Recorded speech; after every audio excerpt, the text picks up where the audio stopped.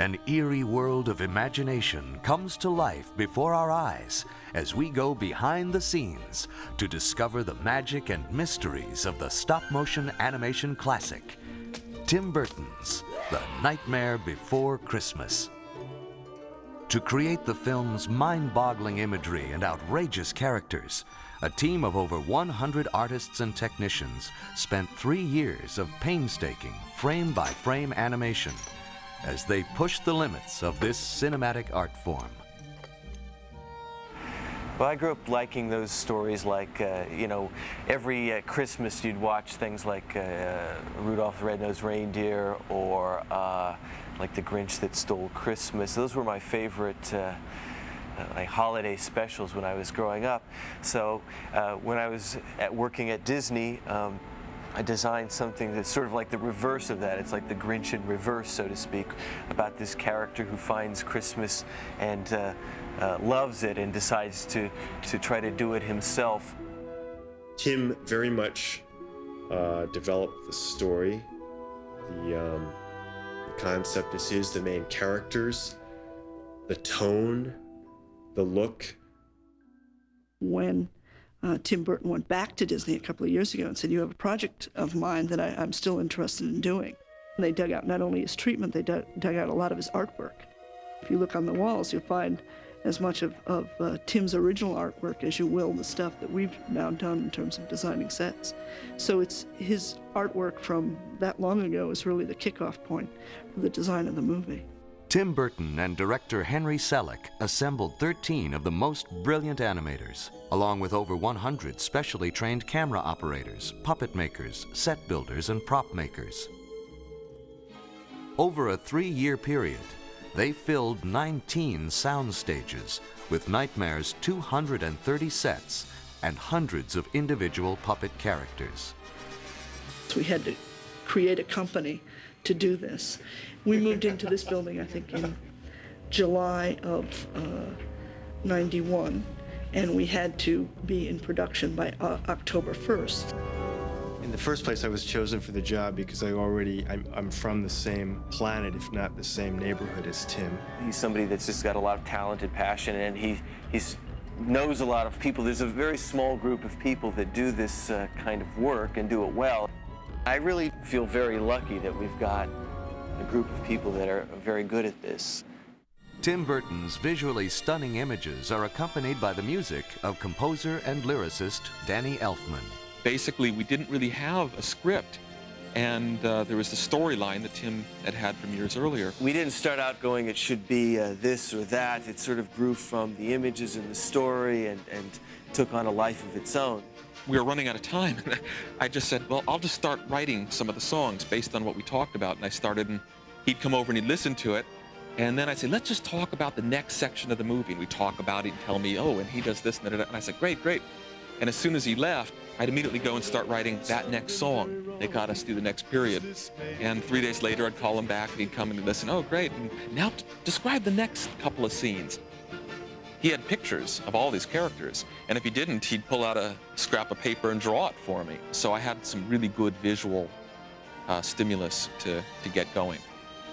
I would say the difference between 3 years worth of work on something like this and 6 or 8 weeks on a score, you can't really compare. We've worked together at least my whole career, you know, in movies and all, and it's just been the greatest collaboration I've been involved with. He's a great songwriter as well as a composer. So there already was Tim and Danny and songs, and because those were very much finalized at an early stage, those were the first things that we went into production on. My team and I work with Henry, the director, doing these storyboards here that visualize and plan what the film's going to be. We do the first visual attack on the film. We storyboard it very specifically. We cut those storyboards, which are drawings of every scene, sometimes many drawings for a specific scene, in continuity, with music, with voice, with sound. So we've pre-made the movie, at least sequence by sequence, before we ever actually go in and animate it. We're shooting it 24 frames a second, which means that we have to pose the character 24 times for each second of actual completed film. Working with storyboards, changes and refinements to the story and action can be made before the complicated and time-consuming process of animation is begun. Storyboard provides the basis for everything. The timing, the action, the gesturing, the whole attitude to each scene and each sequence. I'm the art director, and what that involves is creating the environments based on the storyboard, based on Henry's requests, based on what Tim's drawings look like, etc., trying to stay consistent with that look. The art direction is very much along the lines of what Tim Burton has done in other films, especially his first short film, Vincent, German expressionist combined with Dr. Seuss. Halloween is very dark. Everything is lots of silhouettes and almost like a black and white movie, really trying to get that style. You go to Christmas Land, everything's bright, vivid color, lots of fast camera moves, trying to get real fun. The real world is very sort of simple. Everything's isometric angles, very regular. All the houses are variations on the same theme. The colors are more pastel. Start doing a lot of sketches, try and get a lot of choices together for Henry. And then Henry comes in and makes his buy, literally. We just pin up 5 or 6 of everything. He has a feeling about what he personally thinks works the best. We combine them, get it down to a couple of alternatives, and then all focus on that. It should be like opening a book, like a pop-up book, or finding an illustration in a storybook that feels like you could fall right into it. Even given that, we're trying to then twist that by putting in weird perspectives, different objects playing against each other in different ways. The art directors wanted to give the sets and characters a look that was reminiscent of the pen and ink illustrations of artists like Ronald Searle or Edward Gorey, with their elaborate textures and cross-hatching. We took sets and actually spread clay on them or plaster and then scribed lines all over them to give it that sort of etched textural feel, so to make it look almost like a living illustration. Textures, also color. Tim was very specific about it. He said your palette for this town is black, white and orange, and we generate the necessary tools for the set people to maintain that look. From there, we do either a scale drawing, like a quarter scale drawing of the thing. That then goes straight to set design. Greg Olson will make a scale model based on our drawing, start to work out the camera angles, how much set is needed. Once the conceptual art is done, we have to somehow realize it in 3 dimensions: height, width, depth. This is known as a quarter scale mock-up. It is a model of the actual set that we're going to build.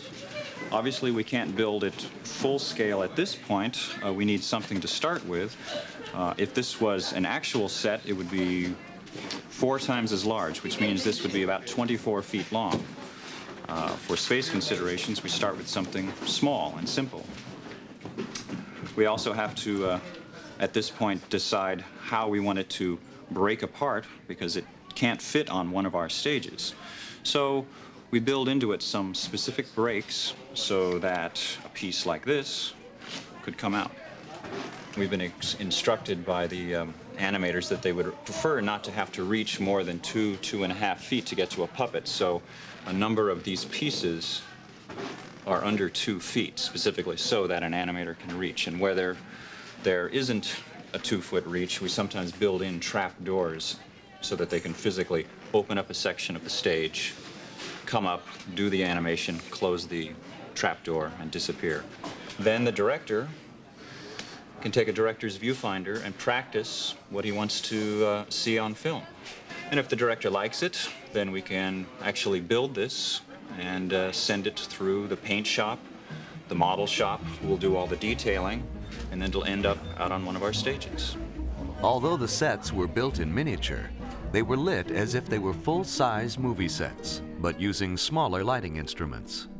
Many of the scenes required as many as 20 to 30 different lights to create the dramatic effects. What we're trying to avoid is looking like we're doing tricks. Coupled with that, trying to keep some style to it. The biggest challenge on the show, I'd say it's keeping it consistent. There's 8 camera crews. One of the things that we are pushing the barrier with is a lot of motion control camera moves. So that means big, sweeping camera moves going through the scene as the characters act out. Particularly during songs, it's a lot of fun as an animator to be able to work on stuff like that because it makes your shots look more like a live-action film, more fun.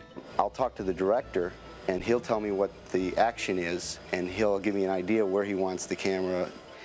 And then what I'll do is I'll take my motion control camera, which has all these different axes. It has track that'll take it in and out. It has swing, which will swing it around on this axis. It has a boom arm that takes it up and down. And then right here on the head, it also has a pan and a tilt and its own roll, and sometimes even a focus if I need to do that. So all those axes are programmed for the shot. Now here it is. We've given it 2 positions. Now the computer's going to compose the move for me. I've given it its start position, I've given it its end position. It'll use those 3 axes, the track, the boom, and the pan, and they're all going to play back in a way that will be hopefully pleasing to the director. And here it goes. As you see now, I'm getting my frame count here. Here's the whole move from frame 1 to 100. Basically, it's a lot of communication between me and the animator. When we tweak with it, we have about 3 days to do this, to get the shot ready to go before the animator has to take over the shot. Surprised, aren't you? I knew you would be. The sculpture department was about 3 or 4 folks doing all the characters. We get drawings of the characters that the art department puts together, and then we sculpt them in oil-based clay. The oil-based clay is just the easiest because it's just very versatile, and it can be smoothed out with alcohol, and it has to be a soft medium, something pliable that when it's molded, we can use a hard mold plaster and it won't rip up the mold, and we can put the soft foam rubber into the same mold and it'll pull out. Each puppet has an armature inside it, which is basically a ball and socket, which enables you to move a puppet like these. We usually get a sculpture or a drawing of front view and side view, and then we'll determine where the joints are supposed to be. Usually the joints are one of 2 different types. There's ball joints and then there's hinges. Ball joints are like in his neck here. He can move it, almost like a universal joint, any amount of range. And those are good for general purpose joints. And hinges are really good for like down here in hips and in his main body because they can be tightened off really strong. All the intricate parts and pieces of the armatures were hand machined to fit perfectly for each puppet, ensuring that each tiny movement would look smooth and fluid when posed 24 different times for each second of film. After a puppet a character is sculpted, then it goes to the molding department and it goes through the entire molding process. After they make a mold, they then lay a steel armature in the mold. The mold gets injected with a foam latex material that covers the armature. It's then baked out in an oven, taken out of the mold, and brought up to fabrication. From that point on, that puppet belongs to myself and my crew, the puppet fabrication department. We put the different paint jobs or clothing, hair, fur, everything else that gives the puppet its full character, and then it goes out for animation. This movie will have approximately 60 individual characters. We will make as many as 3 to 4 duplicates of many of those characters. So the total number of puppets of this film is closer to 200. We have as many as 20 stages going at once, as many as 15 animators working at once. One animator's working with Jack climbing a tower, and another's working with Jack walking through the woods, and a third's working with Jack singing out in the streets. The Nightmare Before Christmas brings to the screen dazzling stop-motion imagery, unprecedented in its scope and technical achievement. I think just the characters and the feel and the look of them, it pretty much, I think, had to be animation. Here, let me show you. Stop-motion animation is a process whereby we take a puppet like this and we move them a little bit. Take your hand away, take a picture. We move them a little bit more. Take the hand away, take a picture. We repeat that. Picture, picture. We develop the film and we play it back, and without my hand being involved at all, his arm's gonna swing around like this. It's a way to bring inanimate objects, objects that aren't alive, to life. To complete just 1 minute of finished film takes an entire week of shooting. It requires, in my opinion, quite an artist and a technician, and that's a hard combination to find.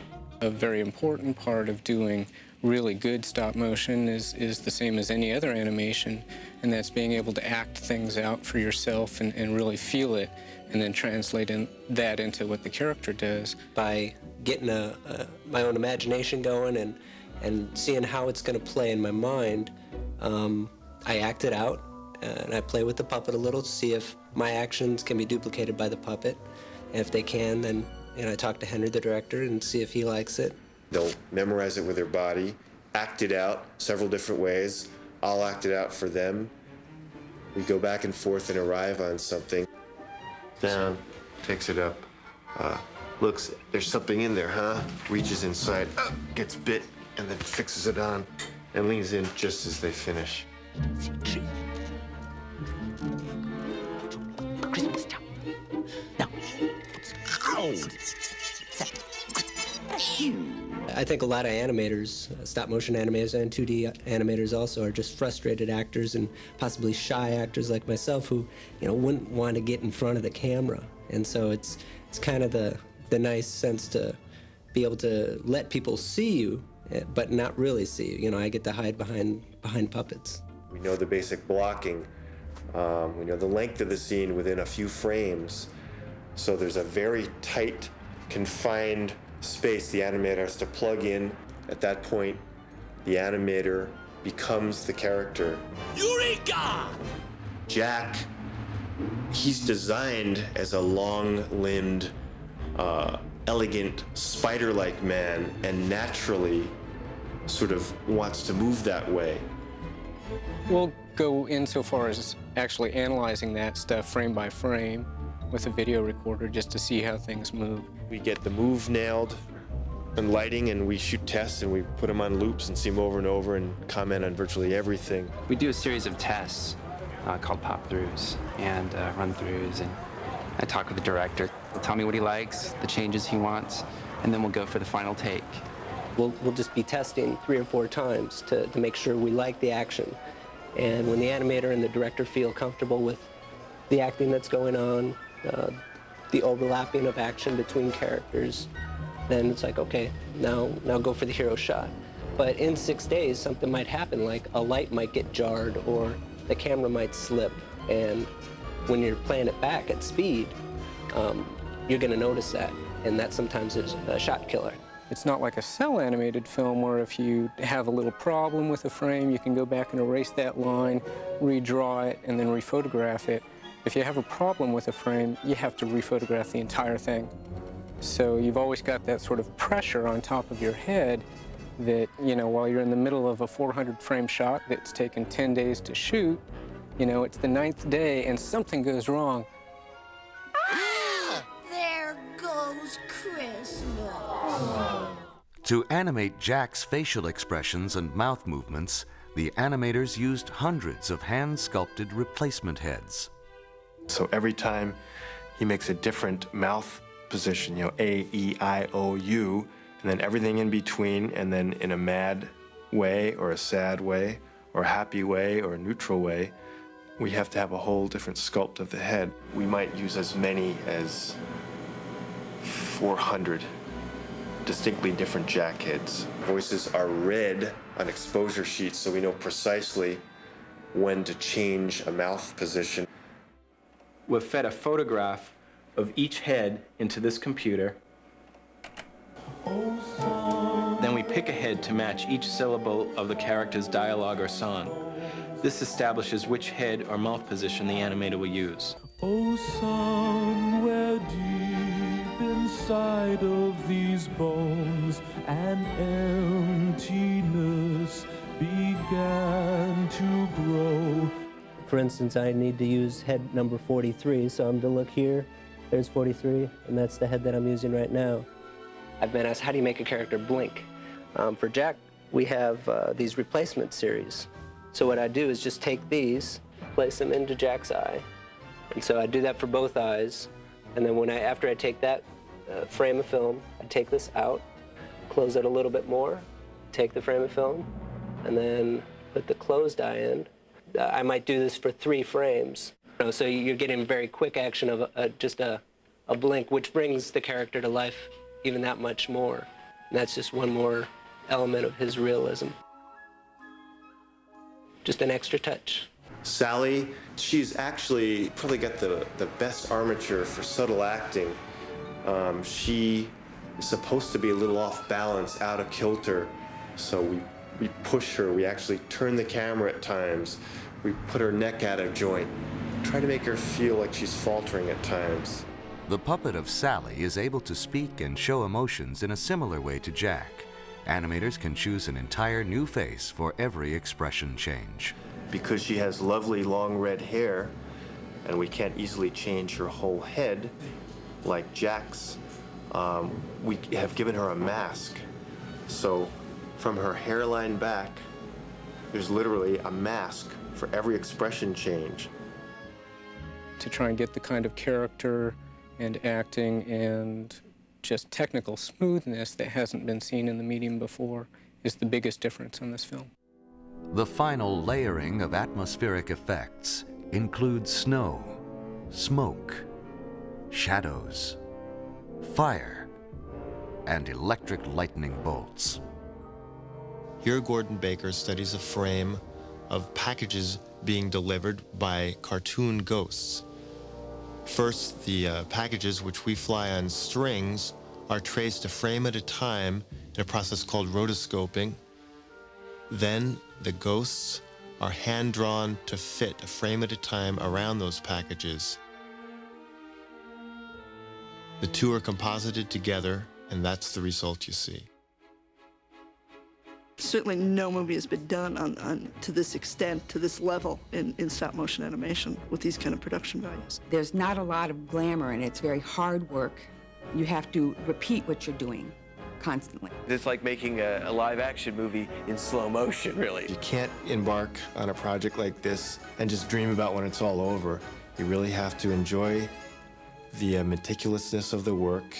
Also, on a daily basis, we always have a few completed shots, and that's what we live for, and that's why most of us got into animation, when all of our efforts come together and bring a character to life. If it all works together and runs smoothly, that's the payoff, that's the reward.